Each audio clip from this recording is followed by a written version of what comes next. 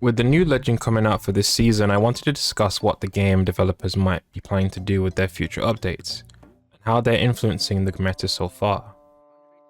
With the increased buffs to the Assault and Skirmisher legends, and experimental buffs to support legends, developers are pushing the meta to be more hyper-aggressive.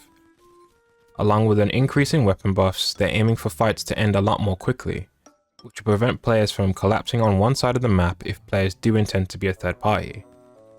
They do have some problems with overshooting how much power they give their legends, and rarely give any hotfixes if they find some are overperforming, but they've gotten better at releasing updates over the years.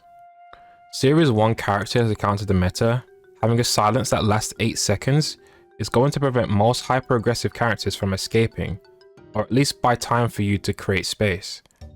They've also made his ability fire almost instantly so he doesn't feel as sluggish as he used to be. Caustic, Maggie, Vantage, Newcastle are also characters that have been brushed aside, but are still viable at preventing hyper-aggressive characters. There are many ways to counter the current meta, especially if the majority of the players rally behind playing certain characters against the top 750 players. I know it's not a definite solution considering most of them are streamers who 3-stack, but these characters can act as a deterrent or at least slow down the RP climb. There's also this false narrative that some characters are practically unusable in the current meta, which is not completely true. If you learn the legend in a few days, you can perform at the same level if you were to use other meta characters. They're putting a huge emphasis on using recon legends and long range weapons at the moment, completely removing movement penalty if you find a gold stock, and improving aim down sight times.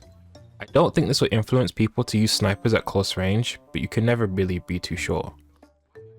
With the recent ALGS tournament now over, you could see how aggressive most matches were, with some teams just completely inting. With only 4 control legends on the current roster, I predict that within the next few months, devs will focus on dialing back the aggressiveness of the meta by implementing more control legends that deny space on the maps. That's all for this video. I did want to keep it pretty short, but if you guys have any other suggestions on things I should cover in Apex, let me know in the comments.